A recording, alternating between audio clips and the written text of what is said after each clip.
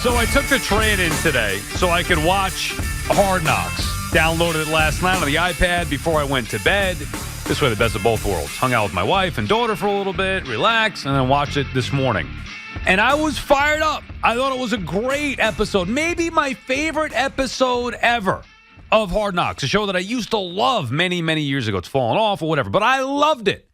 And I loved Aaron Rodgers. And then I continued to watch and enjoyed it, but realized that this didn't seem like Hard Knocks. It was the Aaron Rodgers show, which is fine. It's great. Again, I'm not going to knock Aaron Rodgers. I wanted him here more than anybody. Can't wait to see him play with the Jets, see what he could do, the fact that he embraces the town, all that stuff. But in watching the show, I did learn, and I think if you paid attention, we learned that not only was Hard Knocks the Aaron Rodgers show, that the Jets are the Aaron Rodgers show. And I know it sounds like, yeah, okay, you idiot. Of course, we all know that. Well, it's not supposed to be like that when you have the quarterback running the entire show, being the alpha male.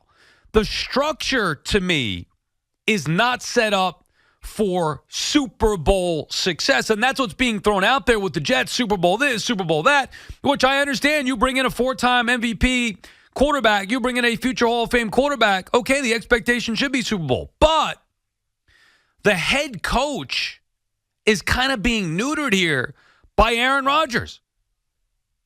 Even some things that Robert Sala was saying, if you watched during the Hall of Fame game, Rodgers had a headset on and was communicating with Sala or whatever on the headset. And there was a play. Zach Wilson made a nice throw. One of the receivers, I forget his name, whatever. And Rodgers was saying, throw it to this guy, throw it to this guy. He does. He makes a perfect throw. Great throw. Big play. And Sala goes, man, is it wrong of me to say he should have scored on that play? And Rodgers goes, dude, it's preseason. Like, how about a little positivity? Now, he may have been joking, but Sala's response was kind of tentative. I didn't get a full, clear feel that Robert Sala is the leader of this Jets team. Aaron Rodgers is the leader, but the head coach in the NFL is supposed to be the leader of the team. And maybe that plays to some of the point of where maybe not everybody within the Jets organization wanted Aaron Rodgers. There was some thought about Derek Carr. Maybe this is in part due to that, knowing that, hey, if we get Aaron Rodgers, and for the record, I wanted Rodgers. Like, I'm on record saying that. I have no issue. Hey, Derek Carr I wanted no part of. I think that would have been a colossal disaster with Derek Carr. I wanted Rodgers, but some in that building were hesitant to go all in on Aaron Rodgers. And maybe because they know that once Rodgers sets foot in your building, he's the man. It's his show. And there are going to be things that maybe a head coach would want to do or want to say that he may not be able to because he doesn't have the pedigree that Aaron Rodgers does. He doesn't have that resume. He doesn't have the cachet that Rodgers has. I love it from a fan's perspective, player's perspective, get into Aaron Rodgers. You see all the guys, how excited they are about A-Rod, which is great. But the head coach should be the alpha male. And in this setup with the Jets, with the structure that they have that has been on display here throughout training camp and now on full display for everybody to see after watching Hard Knocks, Robert Sala is not the alpha male. He is not the leader of this Jets team. Aaron Rodgers is. And look at the list of Super Bowl winners in recent years. I mean, look, you could talk about Patrick Mahomes and how great he is. He's not the leader. Yeah, he's a leader as far as players go, but Andy Reid is in control of what goes on with the Kansas City Chiefs. Andy Reid, and I know obviously they take what Patrick Mahomes has to say seriously and his input. Even Boomer was talking about that today with Eric Bieniemy, maybe being kind of nudged out the door because Mahomes didn't necessarily love him. All right, fine, but Andy Reid is no doubt the leader of the Kansas City Chiefs. Even Bruce Arians with the Buccaneers, still a strong personality, an experienced head coach, a successful head coach. He was the leader of that Tom Brady-led team. Obviously, Belichick, we don't need to go over that. Doug Peterson with the Eagles, he was the guy. It's Peterson. Sean McVay with the Rams, he was the guy. Here, the guy is number 8. It's Aaron Rodgers. So before we start talking Super Bowl and the Jets, think about the structure right now. While it's great, and I wouldn't have it any other way. I love Aaron Rodgers. Great player. I wanted him here more than anybody. I'm excited about it. Like I said, I was in a Hard Knocks. Loved the entire show. But I did notice what I think is going to be an issue here with this team at some point. Now, if the Jets don't play well, we all know who's going to get the bulk of the blame. It's not going to be Aaron Rodgers. It's going to be Robert Sala. But I wonder, with the dynamics being what it is and what we saw happen in Green Bay, whether it be with McCarthy when things went sour there, with LaFleur, where, LaFleur and the Packers they had good teams, but they were Aaron Rodgers-led teams. And it's kind of the same structure here. Rodgers is the guy. Rodgers has not won a Super Bowl as a head coach. He won one as a quarterback with Mike McCarthy, who was, at that point, a good head coach. And still, even you look at the Cowboys, like McCarthy's the guy. There's no quarterback overpowering the majority of head coaches in the league. And I feel like when you have that setup where the quarterback overpowers the head coach, it could be set up for disaster. And that's the one question I would have with the Jets set up right now. You love the players, both sides of the ball. I think Garrett Wilson's going to be the best receiver in the NFL this year. We know what Sauce Gardner is. We know the defense. And I trust what Sala can do with that defense. I think practicing against Rodgers and that offense every day is going to make the defense better. I still believe the Jets can win the division and get that win total.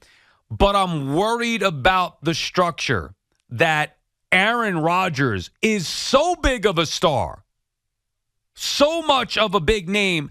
So, MVP, future Hall of Fame, all that stuff. The alpha male, the clear leader. People, we're watching Hard Knocks because of Aaron Rodgers.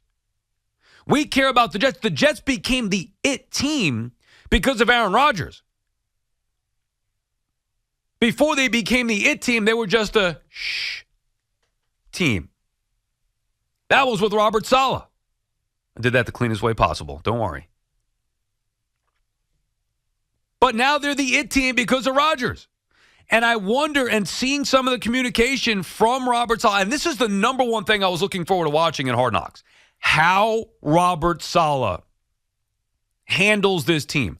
How is he going to be in full command, which is what you have to do as a head coach? How is he going to handle this team under the bright lights of Hard Knocks with the expectations that the Jets now have? And I was told months ago that one of the reasons why the Jets didn't want Hard Knocks was because that exact reason. The head coach maybe was a little concerned about being seen in a light where he wasn't the leader.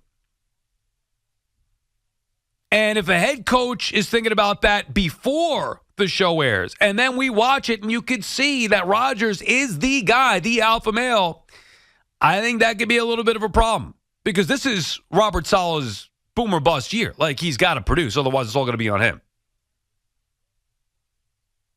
Can we even find out what Robert Sala can be with this structure? Will we? I mean, this is the Aaron Rodgers show.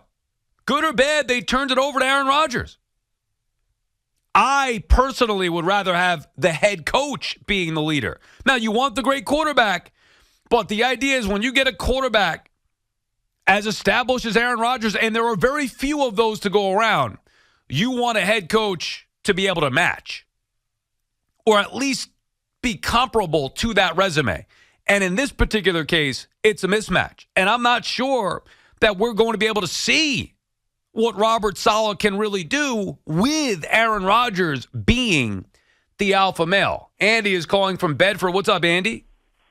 Hey, guys. Love the show. I must say, Coach Sal is still a rookie in my mind. He hasn't proven himself. He's mishandled a couple of players. As far as on his way out the door, he was endorsing how great Mike LaFleur was. Mike LaFleur killed the offense last year.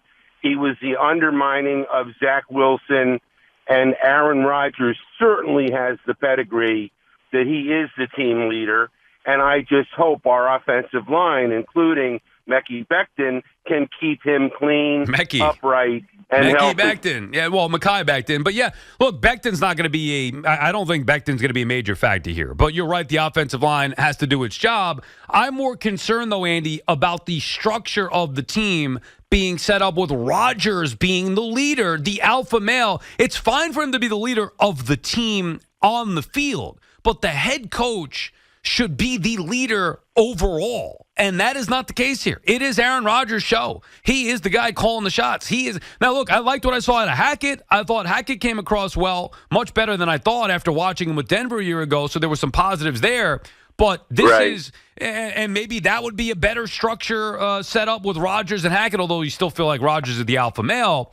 But I just feel like Sala is maybe not being put in a position to succeed here and be the leader of this team, which you have to be as a head coach.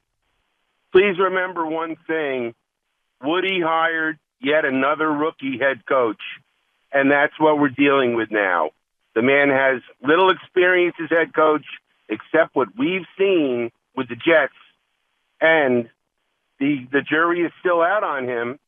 And I just hope that we can have a good season this year because, as usual, Woody's great with a hype, not great at delivering a winning team. Well, they have to deliver, and thank you for the call, Andy. They have to deliver on the field. My question is, with all the pieces in place, on the field, seemingly with the defense, obviously with Rodgers and with the offense and the explosive stars, if they get off to a slow start, does the leader of this team, Aaron Rodgers, start all of a sudden undermining the head coach, which I think he's doing not on purpose right now. His presence alone, his resume alone undermines the head coach, who in this case, to your point, a rookie head coach, didn't do great things first couple of seasons. Like we're still learning about what Robert Sala is. Are we going to be able to find out what he is with this structure, being that Aaron Rodgers is the man? I don't like that setup. I'd rather, and it's different with other sports. In the NFL, you need the head coach to be the clear-cut leader of the team. It's unquestioned with Belichick. It's unquestioned with Andy Reid. Again, those guys had great quarterbacks, but their resumes are matched. They're similar. Andy Reid had great success before he got to Kansas City. Andy Reid is the one who drafted and developed Patrick Mahomes. It works. With Aaron Rodgers, it's not backwards necessarily, but Rodgers comes here and takes over the town, and rightfully so. I mean, the Jets have been a losing franchise for a very, very long time. But will it work with him being the alpha male and questioning the head coach? Like, there's a point where I don't care how good you are as a player, you've got to respect the head coach. And while Tom Brady may have yelled at Bruce Arians and maybe they go back and forth, Arians was an established, well-respected coach, if not a head coach. He was a well-respected coach for a very long time. And then the opportunity to be a head coach. And then, he wasn't going to back down from anybody. I don't care how many rings Tom Brady has. Arians is not going to back down from him. Well, how does Robert Sala exactly go toe-to-toe with Aaron Rodgers? He can't. And that's a problem. Larry is calling from Wantagh. What's up, Larry? What's up, Sal? How are you? How are you, Larry? Congratulations on the show, Sal. Thank you, Larry. I appreciate it. All right, Sal, let me run this by you. Mm-hmm. I think that Rodgers is the offensive-minded guy, so that's why Sal is going to have to do that. Do what? Take a back seat? Yeah. Well, who's to say it's not going to trickle over to the defense if Rodgers sees something he doesn't like or doesn't agree with? Well, that was my next point, the defense. The defense is great. Don't get me wrong, but they faced a lot of backup quarterbacks last year. Right, but the defense will be better because of Rodgers practicing against a better offense, also not being on the field as much. Like I think the defense will be okay. I like the Jets this year. I think they're going to win the division. I think they're going to go over their win total. The Super Bowl talk, though, to me, should be calmed down quite a bit. I mean, it's a leap to go from where the Jets have been to the Super Bowl. But part of the reason, though, Larry, is because of the structure.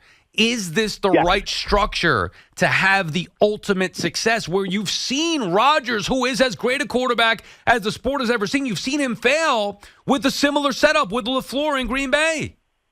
Sal, would you agree if I said to you, I think year 2 will be better than year 1? Okay, you're talking about with Rodgers here? Yes. But if year 1's bad, I mean, it might be a different head coach. Well, I wouldn't say bad. I think they make the playoffs. I think they can do it.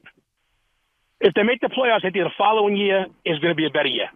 Yeah, I mean, I wouldn't be shocked if you said that, Larry, and thank you for the call. And with Rodgers now, it seems like the long-term plan. And don't get me wrong, he's the guy. Like, there was no other move for the Jets to make. There was something that caught my attention during Hard Knocks, watching the way Sala was, whether he addressed the team, whether that comment with Rodgers. When you hear Bill Parcells, Bill Belichick, Andy Reid, when you hear those guys speak, there is no question, even Bruce Arians, throw him in there, McVay in recent years, there's no question who the leader of the team is, who the alpha male is. When I hear Robert Sala speak and when I watch what Aaron Rodgers says and does, I know who the alpha male is, and it's not the head coach. Raul is calling from Manhattan. What's up, Raul? How you doing, boss?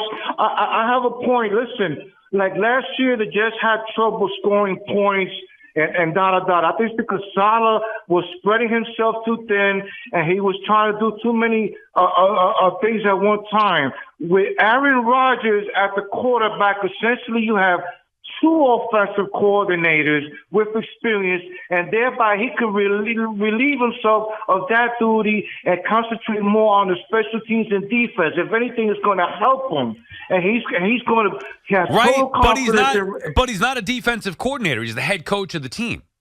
I know, but he doesn't have to worry about the offensive part because he's going to have the offensive coordinator essentially too with Aaron Rodgers. I understand that. So he's going to be concentrating more I understand on that. the teams of the defense and the special teams, and maybe of course he's going to have his input on the offense, but his responsibility. Well, he's the head coach. He's the head Exactly. coach. So who's going to be making decisions down the stretch offensively? Whether to go for it, whether to go throw a pass, whatever it may be, what play they're going to he's the head coach. Well, the go for it part for a second. Well, it's like a manager in baseball. The manager is the one that comes out and makes the pitching change. But the pitching coach is the one that tells him what he's doing wrong, et cetera, et cetera. Essentially, that's what Aaron Rodgers is. Here's the problem, Raul, and thank you for the call. I understand what you're saying. I've said it myself that Sala will look, anybody would benefit from having Aaron Rodgers on their team. He's one of the great quarterbacks of all time. He's a great leader. He's embracing this town better than anybody ever has. Best I've ever seen. I put him up there with Messi, and I think Rodgers, obviously he's got to go out there and win the way that Messier did. But the way he's embracing this town, the team's history, the town's history, loving being in New York, doing the complete opposite of what every fool out there thought he would do. He took less money. People saying he's selfish. He wants the attention. He's going to go to New York because nobody else wants him. Bullcrap. Rodgers wanted to be here. He wanted to play. You guys doubt him and talk about, the darkness and he's weird. Bullcrap. You're all wrong. He is a sports god, Aaron Rodgers. So much so that it's undermining the head coach. And in football, I believe you have to have an alpha male head coach. He's got to be the leader of the team. Otherwise, it sets up for potential problems where you don't know who's in charge, who's calling the shots. Now, the trick is Robert Sala needs Aaron Rodgers because Sala was the alpha male of this team and his quarterback was Zach Wilson. How'd that work out? But it is very difficult to be the head coach, I'm sure, the way that Robert Sala would want to be when you have a quarterback like Aaron Rodgers there. There's obviously great sides to it, but there could be some negatives. And last night, this morning, while I enjoyed watching Hard Knocks, I saw some potential signs that would concern me as maybe some negatives down the road. We'll continue with your calls, 877-337-6666.